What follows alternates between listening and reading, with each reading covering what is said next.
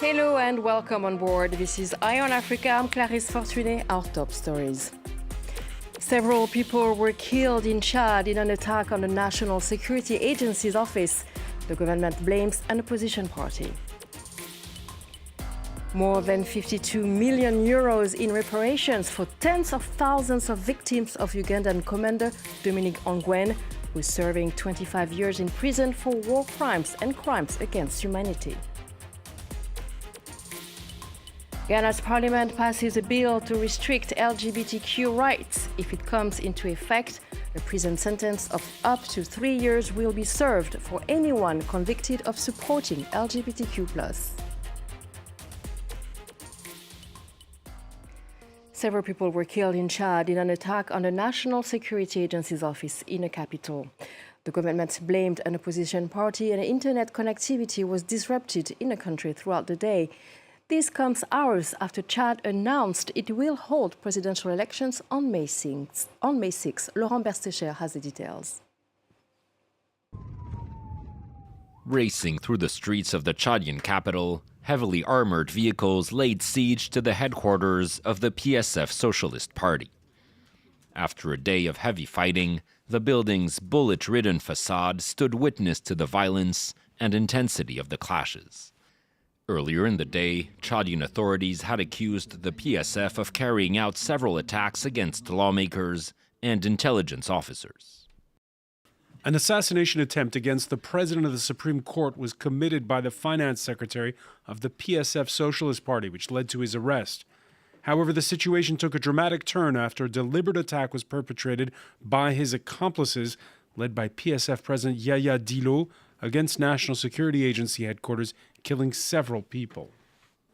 Socialist Party leader Yaya Dillo has denied all responsibility in the attacks and denounced an attempt to sideline him ahead of the presidential election. Wednesday's turmoil came a day after the Electoral Commission set an official date for the vote, with the first round set to take place on May 6th. And while his candidacy hasn't been officially confirmed, the name of Mahamat Idris Déby Itno is likely to be on the ballot. Named head of the transition by the military following his father's death in 2021, he had vowed to return to civilian rule within 18 months, but ended up extending the transition period by another 2 years. More than 52 million euros were granted to more than 40,000 of victims of an ex-Ugandan rebel commander, a compensation ordered by the International Criminal Court, marking the highest reparation order ever issued for an individual. Tens of thousands of individuals suffered tremendous harm due to the unimaginable atrocities committed during and in the aftermath of the 4 attacks. We have spoken about that a moment ago in length. Similarly, over 100 women and girls and thousands of children, boys and girls, under the age of 15, suffered profound, multifaceted harm as a result of being kidnapped. Many were later subject to sexual and gender-based crimes and/or forced to serve as LRA soldiers, being kept in captivity with cruel methods of physical and psychological coercion. The Chamber is satisfied that setting the amount of Mr. Ongwen's liability for reparations at an amount of 52,429,000 euros is fair, equitable and appropriate, and takes into account the rights of the victims and those of the convicted person. Dominic Ongwen, the former commander of the Lord's Resistance Army, was convicted 3 years ago of crimes against humanity and war crimes. Now, how will the money be paid to the victims? Clément Diroma explains.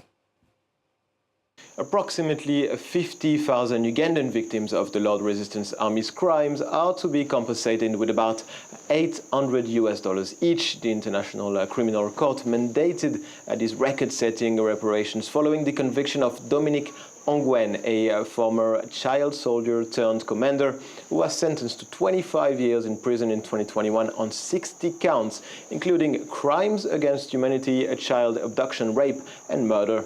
The LRA operated in northern Uganda in the 90s and 2000s. The group is attributed with several massacres and the abduction of at least 25,000 children to become soldiers or sex slaves.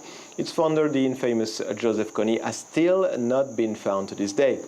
His condemned commander, Dominic Ongwen, who's currently serving his sentence in Norway, lacks the resources to pay, leading the ICC to order its own trust fund for victims to secure the needed $52 million through fundraising, private donors and states. The judges acknowledged that the disbursement of the funds may be subject to significant delays required to gather the sums, and that a portion may never be paid out.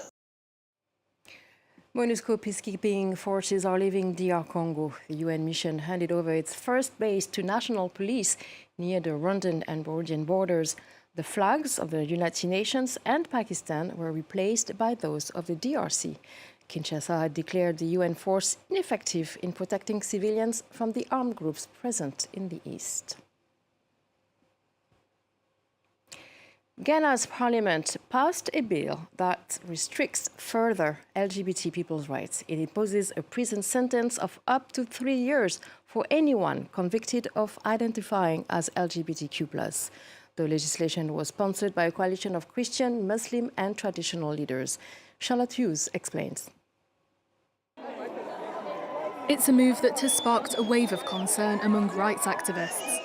On Wednesday, Ghana's parliament passed an anti-LGBTQ bill, one of the toughest of its kind in Africa. The UN human rights chief expressed alarm at the development. I call for the bill not to become law.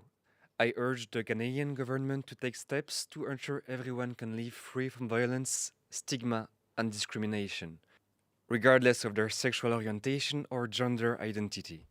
Gay sex is already illegal in Ghana, carrying a maximum prison sentence of 3 years. The bill now also imposes up to 5 years in jail for those advocating for LGBTQ rights. Opposition lawmaker Sam George, the main sponsor of the bill, urged the president to assent to it. There is nothing that deals with LGBTQ better than this bill that has just been passed by Parliament. We expect the president to walk his talk and be a man of his words. Ghana is among many African countries that have restrictive policies against LGBTQ communities. According to the ILGA, around 30 African countries currently ban homosexuality. In Mauritania, Nigeria, Uganda and Somalia, those in same-sex relationships could face the death penalty. South Africa is the only country on the continent allowing gay marriage, which Ghana's president has said he will never allow while in office. Observers say the bill is unlikely to be validated before a general election at the end of the year. In Tunisia, silk weaving dates back to the 14th century, but today no one raises silkworms anymore, except for this young entrepreneur.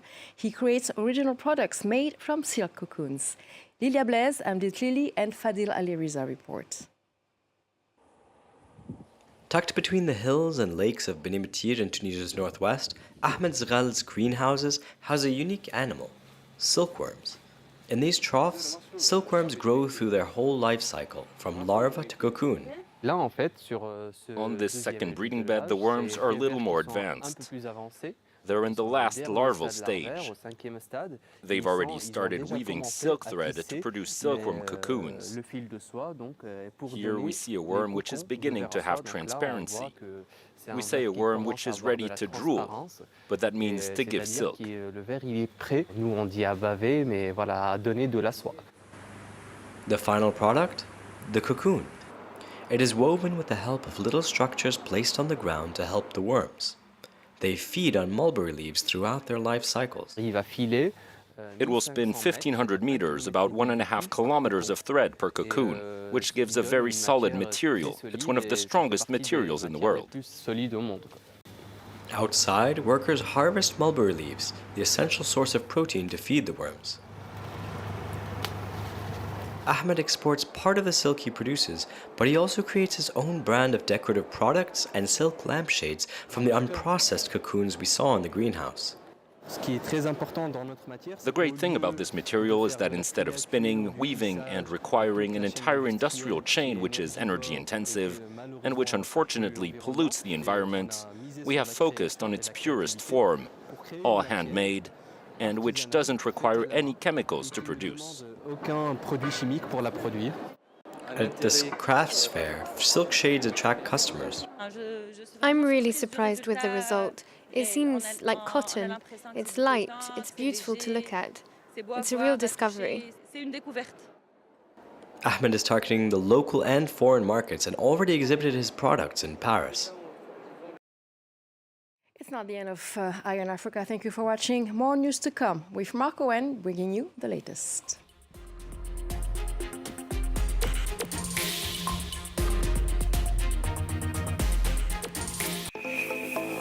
In 2024, discover France 24's new look.